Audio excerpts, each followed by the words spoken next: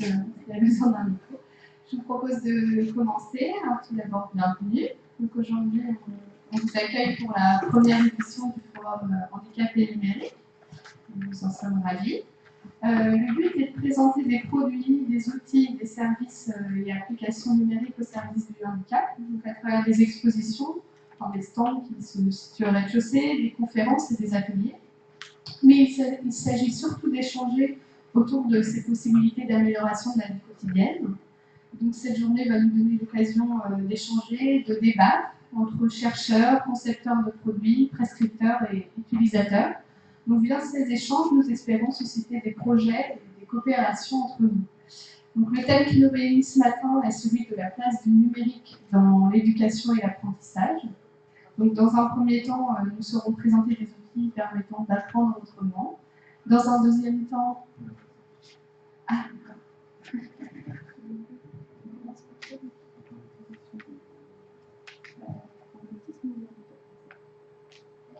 Dans l'autisme aussi, donc, dans un deuxième temps, les applications numériques pour l'autisme et dans un troisième temps, pour le handicap visuel.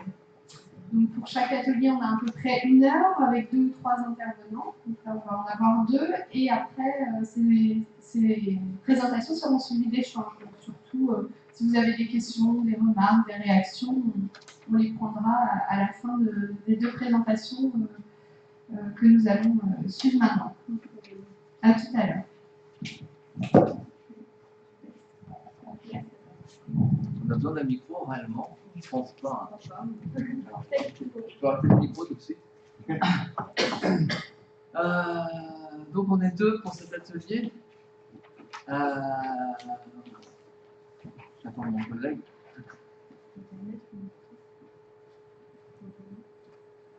Donc par rapport au programme de ce qui était indiqué sur la fiche de présentation, on a inversé.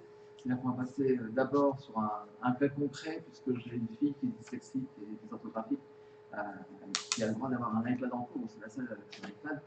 Et ensuite, il y aura une présentation avec des outils qui viennent principalement du Canada et de Suisse. De Suisse, voilà. Excusez-nous, il faudra quand même ce micro parce qu'on vous suit aussi sur Internet. D'accord. Ça va être très fort en plus. Donc je vais commencer moi par ma présentation. Elle dit c'est pour s'entraider avec le iPad. Éric Delcroix, c'est qui? C'est moi, c'est sûr, mais j'ai différentes fonctions. Mes activités principales tournent autour de tout ce qui est médias sociaux, aussi bien dans le domaine de la vie et l'éducation que du marketing. Et donc là, on ne peut pas, mais sur la présentation, il y a un deuxième prénom qui est Lise. Et je suis également auteur de différents ouvrages sur ces médias sociaux. Isole, c'est une fille qui, maintenant, va avoir 17 ans en juillet. On a découvert sa dyslexie en CE1. C'était assez tard. Les enseignants de l'époque disaient non, on n'est pas dyslexique. En fait, si, elle est dyslexique. On s'en est pas occupé plus que ça. Les premières années, on savait qu'elle y était, mais ça ne dérangeait pas dans son cours. Jusqu'au moment où on est arrivé en fin de 4e, où effectivement on a commencé à percevoir des manques au niveau du temps de travail. Elle était obligée de. Ça va mieux. Elle était obligée de passer beaucoup de temps pour travailler sur certains exercices, etc. Donc très concrètement, on a vu qu'il y avait un décalage, et donc on a fait l'aménagement, notamment pour les examens qui arrivaient pour la 3e, et également on a fait une demande de mise en place d'un PPS. Alors, désormais, c'est plus vraiment un PPS qui est mis en place, c'est d'autres formules qui sont utilisées, mais on bénéficie toujours. Donc, première particularité, c'est que c'était la galère parce qu'il n'y a personne pour vous accompagner, grosso modo. Il n'y a personne qui est au courant. Dans les collèges, parce qu'on était en collège à l'époque, oui, on savait à peu près ce qu'il fallait faire, mais personne ne savait exactement comment ça fonctionnait. Et pour obtenir le BPS, on a mis à peu près 1 an. Donc, au bout d'1 année, on a eu effectivement l'autorisation de la mise en place du BPS. Et à la rentrée, d'ailleurs, en 3e, on y reviendra après, mais on verra que le jour de la rentrée, elle n'avait toujours pas son BPS. On ne savait pas pas ce qu'on pouvait faire. On a dû imposer plus ou moins des choses. Bien sûr, c'est relativement vaste, ça n'a pas fonctionné. Par contre, en corollaire également, c'est pas parce que la maison PPS qu'au brevet, elle pouvait utiliser son iPad. Au brevet, elle s'est retrouvée, pour certaines interrogations, avec un ordinateur standard. C'était pas très gênant, mais ça peut la décaler, on verra que c'est pas plus de problèmes, à mon avis, dans les lycées.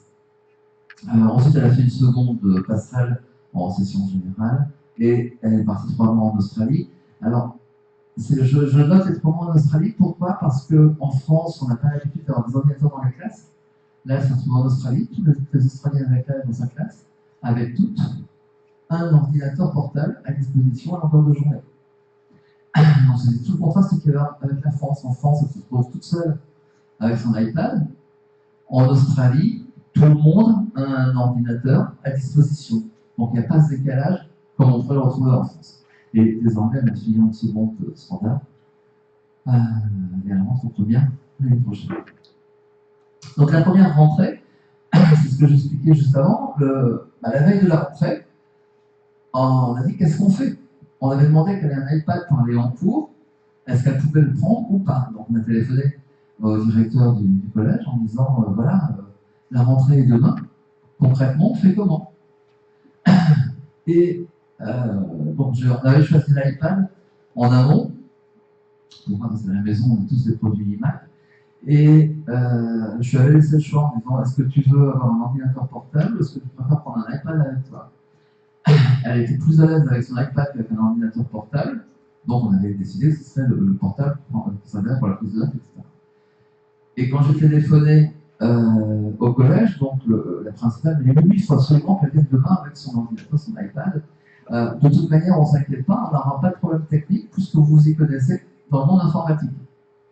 Donc c'est l'une des conditions pour lesquelles elle a eu son iPad en réalité en cours, c'est que comme moi je m'y connaissais, elle pouvait le ramener.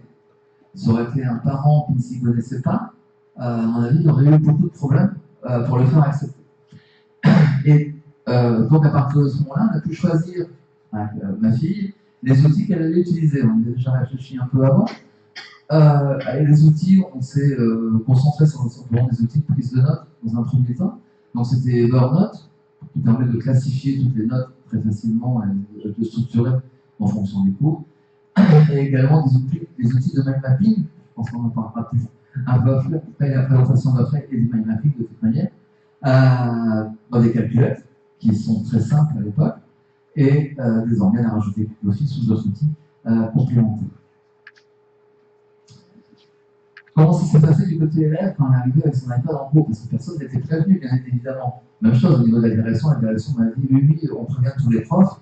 Pratiquement la moitié des profs n'étaient pas prévenus qu'elle venait avec un iPad. Alors, la première réaction, c'est que tu n'as pas le droit de venir avec un iPad en cours. Ça, c'était la première réaction des élèves autour d'elle. C'est une réaction que j'ai entendue également en seconde passerelle lors d'une rencontre parents-profs, parce que les parents ont demandé pourquoi un élève avait le droit de venir un iPad, mais que leurs enfants à eux n'avaient pas le droit de venir avec une tablette. Donc ça interpelle les enfants, mais ça interpelle les parents également. Et donc, effectivement, les enfants ils disaient également pourquoi moi je ne peux pas venir avec un portable en cours, d'autant plus dans le collège en question, les téléphones portables sont strictement interdits. Donc ça rajoute encore, parce que son iPad elle peut faire des choses pour faire avec le téléphone portable éventuellement, et donc il y a la confrontation entre les deux. Et assez curieusement, les élèves ont parlé du risque de vol. Mais c'est eux spontanément qui ont dit faites attention parce qu'on risque de te la voler. Donc ça c'était ça, au début, et après très rapidement, en fait, comme ils sont tous dans Facebook évidemment, hein, c'est des générations Z, ils lui ont demandé de mettre toutes les prises de notes qu'elle effectuait dans le groupe Facebook. En disant comme ça, on peut revoir ce que tu as pris comme note pour compléter. Alors il y a eu des phénomènes aussi très très marrants au fur et à mesure du temps. Par exemple, on pourrait penser que la prise de notes est beaucoup plus longue que la dyslexique, etc., que pour les autres élèves. Mais en réalité, c'est complètement l'inverse. Ça va beaucoup plus vite que quelqu'un qui écrit pour prendre ses notes. Donc, même encore actuellement, il y a beaucoup de gens qui viennent voir ce qu'elle a écrit elle en prise de notes, plutôt que par rapport au prof. Donc, c'est des phénomènes comme ça également qui se créent au fur et à mesure. avec des petits gags à côté, parce que par exemple, tout au début, elle est obligée de changer son mot de passe tous les jours. Parce que les gens essayaient de voir quel mot de passe elle mettait pour aller sur son iPad, pour essayer d'aller dessus après. Maintenant, au fur et à mesure avec l'habitude, etc., c'est vrai que son mot de passe, elle le change. C'est toujours le même, ça marche. Et moi, j'avais donné une consigne également qui était de dire qu'elle avait du 3G. C'est-à-dire qu'effectivement, elle pouvait se connecter à Internet comme elle voulait, puisqu'elle a une carte SIM à l'intérieur. Mais on n'en parlait pas. Par contre, ça pose un énorme problème, c'est l'ouverture des réseaux dans les établissements scolaires. C'est-à-dire qu'effectivement, il y a du Wi-Fi à l'intérieur de l'établissement, mais elle n'a encore maintenant, elle n'a toujours pas les mots de passe au lycée, par exemple. Alors, ça fait 3 ans qu'elle se balade sans les mots de passe pour accéder au réseau interne des établissements. C'est en cours de discussion à chaque fois, hein, mais pour l'instant, je ne l'ai pas encore vu.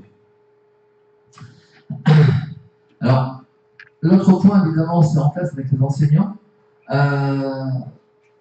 Alors, c'est très très curieux le phénomène avec les enseignants. C'est-à-dire que la première année, il n'y a pas eu beaucoup de réactions en tous sens. Il y a juste une prof de maths qui a réagi en demandant tout si le livre que vous possédez était dispo sur Internet.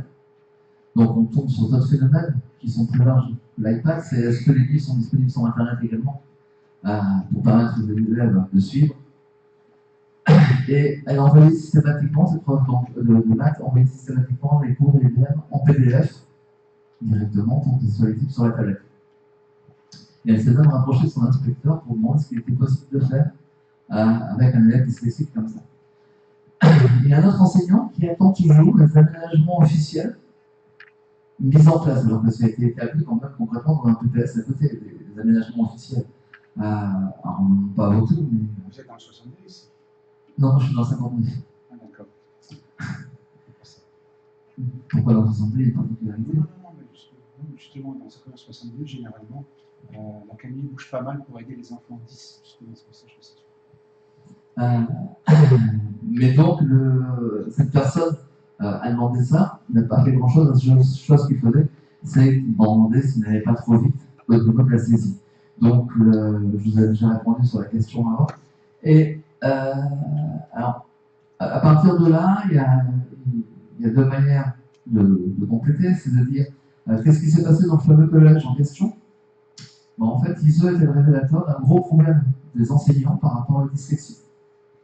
C'est-à-dire que tous les enseignants ont dit mais non, on n'y connaît rien dans la dyslexie, on ne sait même pas ce que c'est. Elle avait proposé à l'époque de présenter à ses camarades de classe ce que c'était la dyslexie pour elle, ce que ça représentait, parce qu'elle, ça ne dérange absolument pas d'en parler. La dyslexie, c'est tout. Et en PTS, d'ailleurs, on en avait discuté, le prof principal disait mais moi, je ne peux pas en parler, je ne sais pas ce que c'est. Je ne sais même pas comment on peut articuler un truc sur cette journée-là par rapport aux élèves. Et donc, depuis ce temps-là, ils ont systématiquement tous les ans des formations que les enseignants demandent à la dyslexie et tout ce qu'ils disent par rapport à leur établissement. Et là, c'était la 3e année, donc ils ont encore eu des formations cette année et les enseignants sont demandeurs. Et je sais que les années qui ont suivi, plusieurs élèves ont eu des ordinateurs mis à disposition par le rectorat suite justement des dépôts par rapport au plan. Mais en fait, c'était un élément déclencheur.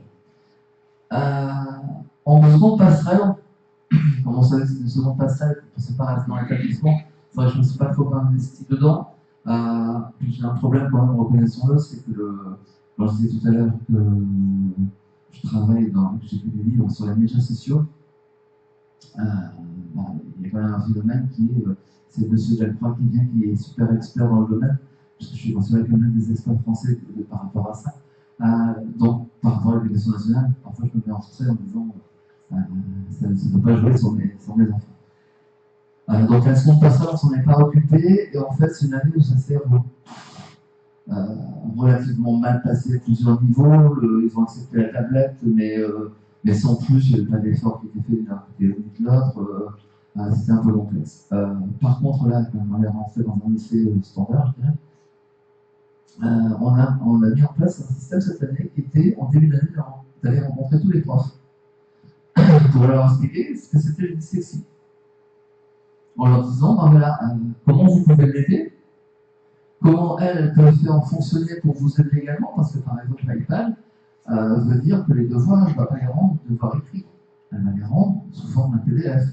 Donc comment on fait pour le renvoyer? Comme il y a des notions de tiers-temps également qui interviennent dans les examens, comment ça peut être géré? Parce qu'en fait, on peut gérer avec une partie à la maison. Le tout étant de ne pas surcharger complètement l'élève. Et donc, en fait, on s'aperçoit que ça évolue au fil du temps. Et alors, ce qui m'a fait sourire, c'est que les enseignants qu'on a rencontrés dans le PTS après, etc., sont également demandeurs de formation. Eux-mêmes ont aussi reconnu. Le seul qui nous a dit comme ça, oh, je connais vachement bien la dyslexie, il n'y a pas de problème, c'est prof de français. C'est celui avec lequel on a le plus de problèmes par rapport à la dyslexie. Parce qu'en fait, il imagine la dyslexie, à mon avis, à son niveau à lui, et sans prendre en compte tout ce qui va se passer tout autour. Et il a quand même beaucoup de difficultés. Et on y viendra après, mais par exemple, on a les livres en ligne qu'il faut lire, ou une pièce de théâtre pour regarder ou lire. C'est un peu compliqué. Donc, effectivement, des problèmes en classe, on peut en rencontrer. On a d'abord le rendu des DS. Effectivement, comme je vous disais, elle n'a pas accès au réseau des établissements. Elle aurait accès au réseau des établissements pour rendre ses devoirs directement. Mais là, elle ne peut pas. Donc, elle est obligée de revenir à la maison, parce que officiellement, elle n'a pas de projet. Elle est obligée de revenir à la maison pour envoyer ses devoirs. L'autre problème qu'il peut y avoir, c'est notamment au début, la saisie en maths. Parce qu'effectivement, c'est des claviers qui sont standards, il n'y a pas de, a priori, de possibilité d'écrire des signes mathématiques. Ça se compense très vite en faisant des recherches d'outils. On trouve des outils qui permettent de faire de la saisie mathématique sur les iPads. Un autre souci, curieusement, c'est la correction orthographique. Parce que les profs disent oui, tu es dyslexique, tout ce que tu veux, mais tu peux passer au correcteur orthographique. Oui, sur un ordinateur, on peut le faire. Sur les tablettes, c'est beaucoup plus compliqué à trouver des vrais correcteurs orthographiques, surtout si on n'est pas en ligne. Donc, on a cette problématique-là de correction orthographique. Autre souci, c'est la correction de certains enseignants. Par exemple, on a une prof d'anglais qui, lorsqu'elle était en troisième, Iso a fait son exercice sur l'iPad, et la prof d'anglais a tout réécrit au tableau, mais n'a pas corrigé sur l'iPad. Donc pour la gamine, ça ne sert à rien, parce que autant lire, parce que je lis facilement sur l'iPad, que lire sur le tableau, c'est plus compliqué pour elle parfois. Donc, et ça ne sert à rien le temps de réécriture, tout ça parce que c'est des enseignants qui étaient effrayés par l'outil, quelque part. Bon, c'est un enseignant qui est assez âgé, et donc on a ce problème. Alors les livres à lire, effectivement, en cours de français, on a toujours des livres à lire. Et donc on avait discuté avec le prof au début d'année. Donc on s'était mis d'accord que si c'était une pièce de théâtre, si vous trouvez la pièce de théâtre jouée, bah, vous pouvez l'écouter. Parce que sur l'iPad, l'avantage qu'elle a, c'est qu'elle peut faire se lire des livres de manière audio. C'est très facile dans ces cas-là. Donc on essaie toujours de trouver des PDF ou des versions papier du livre. Le prof en question, donc on s'était mis d'accord que si on trouvait le PDF du bouquin, on pouvait le prendre. Mais en fait, il a exigé qu'ils possèdent la version papier pour les contrôles. Alors que ça ne lui servait à rien, puisque elle pouvait chercher directement avec une recherche pour trouver le moment où elle se trouvait dans le livre. Donc on a des petits conflits comme ça parfois avec certains enseignants. Et là, cette année, on a eu un autre souci, alors qui était en bien par rapport à elle avec son utilisation de l'iPad, c'est qu'en seconde, ils ont besoin de calculettes qui font des graphiques, qui font des courbes, etc. Et pendant 2-3 cours, elle s'est vraiment très ennuyée. Pourquoi? Parce que le cours consistait à expliquer comment fonctionne une calculette scientifique et toute la programmation qu'il y a à faire. Et elle, sur son iPad, tapait simplement les chiffres dans 3 cases et avait le calcul qui était fait automatiquement. Donc elle passait des heures entières, elle s'ennuyait en cours, elle me le disait, elle me disait je ne sais pas quoi faire. Et c'est tout le décalage qu'il y a, et tout l'avenir également. Je dis souvent que l'éducation nationale va changer à partir du moment qu'on arrêtera de fabriquer des calculettes. On y est presque, puisque les fabricants de calculettes font tout sur les iPads. C'est de la programmation qui est derrière. Et donc, c'est appelé à disparaître à ce niveau-là. Donc, on a ce problème-là aussi de décalage, parce qu'en fait, l'outil est beaucoup plus simple à ce niveau-là. Et donc, au-delà de l'iPad, c'est la méconnaissance utilisée par les enseignants. Alors, des apports pour les autres, la prise de. Ce que ça apporte pour le dyslexique, c'est la prise de notes aux formes variées. Et ça lui permet, entre autres, de mieux hiérarchiser l'information par elle-même. C'est-à-dire qu'une leçon en linéaire, elle ne fait pas l'apprendre. Une leçon qu'elle s'organise elle-même, par le mind mapping, c'est beaucoup plus simple pour elle pour apprendre sa leçon et retenir sa leçon. C'est également beaucoup plus facile au niveau de la relecture, parce qu'en fait, les contenus sont lisibles. C'est-à-dire que si vous prenez beaucoup de cahiers de gamins aujourd'hui, essayez vous-même de relire ce qu'ils ont écrit, même eux ont du mal parfois à se relire. Donc, parce qu'on a sa sœur qui est dans ce cas-là, elle doit avoir 18,5 moyenne, pour leur dire c'est parfois difficile, et ISO n'a pas ce problème-là. Donc, le contenu est toujours lisible. Elle peut zoomer comme elle veut pour agrandir ses polices de caractère. En plus de ça, maintenant, il existe des polices de caractère dyslexiques, donc elle peut les mettre également sur son iPad, ce qui facilite énormément la lecture et l'écriture. Elle peut faire la lecture orale, elle peut stabiliser des informations. Puis des petits détails, par exemple, elle possède une montre pendant les examens ou pendant les contrôles, puisque tous les gamins maintenant n'ont plus de montre, ils sont tous sur le téléphone portable, on leur interdit de sortir le téléphone portable, ce qui fait qu'ils n'ont plus d'heure. Donc, elle possède l'heure, il faut savoir combien de temps il lui reste. Ce qu'elle me dit en rigolant, elle me dit oui, en plus c'est vachement moins lourd dans mon cartable. C'est sûr qu'elle, par rapport au gros dossier que tous les autres ont, elle n'a qu'un iPad. Et dernier détail, c'est elle a toujours son travail avec elle. C'est-à-dire que son iPad ne sert pas que pour l'école. Il sert également pour aller jouer, pour aller faire du Facebook, pour aller faire tout ce qu'on veut. Donc, même si on part en vacances, elle va avoir son iPad. Donc, elle peut travailler éventuellement. Alors, justement, là arrive le rôle des parents. Pourquoi? Parce que pour nous aussi, c'est une remise en cause. Alors, je prends un truc tout bête. On a sa sœur en ce moment qui est en train de faire le BEPC et elle a également un iPad. Elle est sur son iPad. On ne sait pas si elle joue ou si elle travaille. Et on a beau aller voir ce qui se passe sur son écran, elle peut nous raconter ce qu'elle veut. Et alors, curieusement, c'est des craintes, c'est général, je crois, par rapport à l'informatique moderne, c'est des craintes qu'on a de nous, par rapport à tout ça, en se disant, moi je suis assez facile, je suis en train de jouer, donc elle est en train de jouer. Et en réalité, non, très très souvent, ils sont en train de travailler, curieusement. Donc on s'en aperçoit pas, et comme c'est les mêmes outils qui s'utilisent pour tout faire, on est toujours un peu dans le flou. Donc ça remet en cause complètement toute une conception par rapport au travail. Même chose sur l'organisation du travail, sur le moment où on travaille, etc. Donc c'est aux parents aussi à l'adapter, à l'intégrer dans leur vie propre à la maison. Donc surveiller les révisions, je viens d'en parler avant. Et je pense que ce qui est important là, c'est vrai que à la maison on n'a pas trop de problème par rapport à ça, mais c'est qu'il y a un dialogue constant entre tout le monde, aussi bien entre parents enfants que parents enseignants que enfants enseignants. Pourquoi? Parce qu'en fait, il y a des outils tous les jours qui sortent, qui apparaissent, qui sont complémentaires ou pas. Donc parfois ça peut être le parent qui le découvre, parfois c'est l'enfant qui est remonté en disant tiens, j'ai trouvé ça, est-ce que ce ne serait pas intéressant à utiliser? Sur les manières d'utiliser l'iPad, alors maintenant en France, il y a des expériences faites avec des iPads dans les classes, etc. Donc on peut retirer profit de ça également, mais il faut s'y intéresser, il faut être dedans.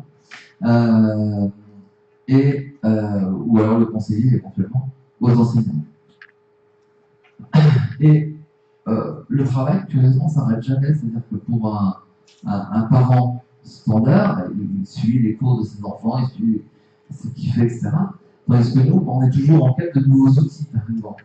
Parce qu'il n'y a pas un outil plus simple pour aller encore plus loin, pour encore faciliter. Alors, c'est des détails tout bêtes, hein, mais par exemple, on est confronté, à un moment, elle devait faire des exposés, donc des présentations. Donc c'est pas très gênant. On peut brancher directement un iPad sur une prise USB comme on a ici, et vous projetez ce que vous voulez. Seulement, ça demande peut-être une préparation qui est un petit peu différente d'un PowerPoint traditionnel, des choses comme ça. Donc il faut pouvoir l'intégrer dedans. Améliorer la notion de prise de notes, c'est-à-dire qu'elle fonctionne effectivement beaucoup avec les mind mapping, etc. On essaye de trouver régulièrement des nouveaux systèmes, des systèmes complémentaires de prise de notes. La saisie vocale également qui est importante, notamment pour les cours de langue. Puisqu'on a le problème de l'orthographe déjà en français, mais dans les langues étrangères c'est encore pire. Siri sur Mac, c'est le système, enfin sur les ordinateurs Apple, c'est le système qui permet de parler, de poser des questions à l'ordinateur en recevant dans les pubs. Et ça permet également d'enregistrer ce que vous dites, de le transformer en texte. Moi, je l'utilise par exemple pour envoyer des SMS en voiture, plutôt que de taper le SMS, je dicte, il me retransmet en texte. Et donc, elle espère qu'il y ait un Siri généralisé qui puisse marcher sur tout et correctement dans tous les sens. Donc, par exemple, c'est un de nos gros efforts qu'on fait, on recherche des solutions de saisie vocale, notamment dans les langues étrangères, pour voir comment ça peut fonctionner. Le dernier détail qu'on a, c'est les liaisons avec les ENT. Alors, le problème de l'ENT, c'est que très souvent, on retrouve du flash dedans, du format flash, et le format flash n'est absolument pas lisible sur les iPads. Donc, à partir de ce moment-là, si on donne des éléments en flash, on les coincer, en format flash d'après, elle disparaît, mais bon, pour l'instant, on en a encore. Voilà, par rapport à cette petite présentation d'introduction, par rapport à d'autres outils qui vont vous être expliqués. Alors, je ne sais pas si vous avez des questions, je vais essayer d'y répondre tout de suite. Ce qu'on fera peut-être, c'est nous faire un Deuxième temps, comme vous derrière voulez. monsieur. Merci. Monsieur a des questions, il faut les prendre. Il y en aura d'autres qui viendront ensuite qui vont suivre après la présentation. Bon, c'est bon. Ça vous convient. Moi aussi, j'ai des questions, j'écoute. Est-ce que certains de ses camarades disent toi t'es favorisé parce que mine de rien t'as accès à tel outil et pour toi c'est plus facile? Alors, ils le disent pas au début. C'est surtout en période de l'examen que ça va apparaître. Ils vont considérer qu'il y a un avantage.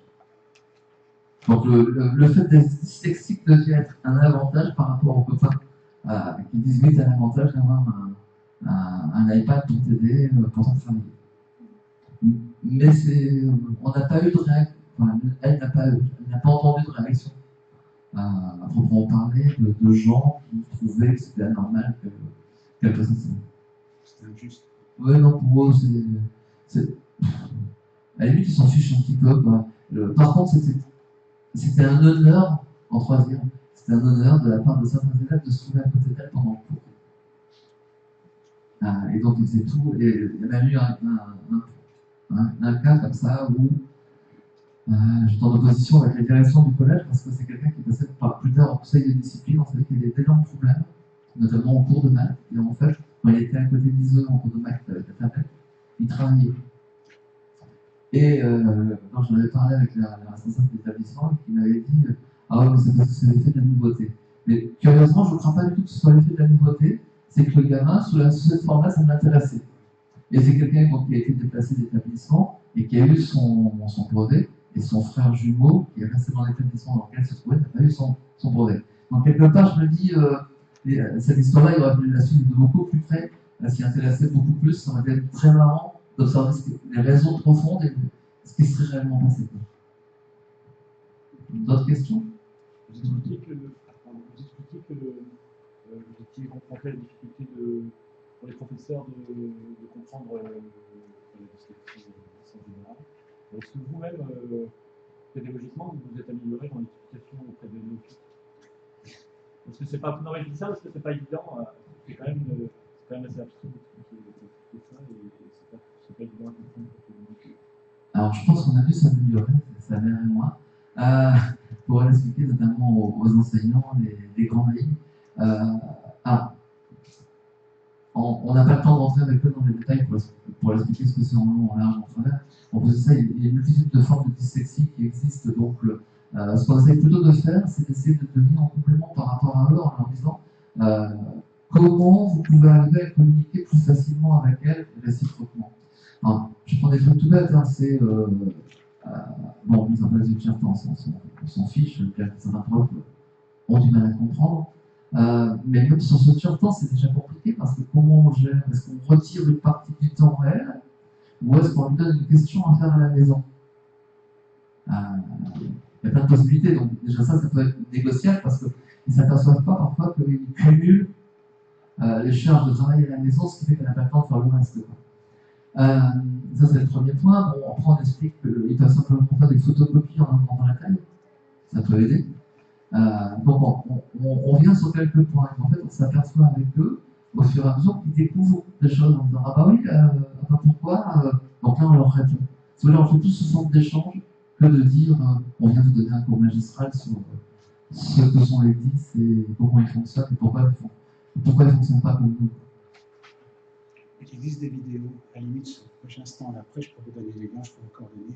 C'est plein de vidéos simples qui existent pour expliquer à tout le monde qu'est-ce que c'est un problème 10, etc. Il y a vraiment pas mal d'outils qui sont malheureusement pas assez connus. Très bien. Voilà, je passe la main.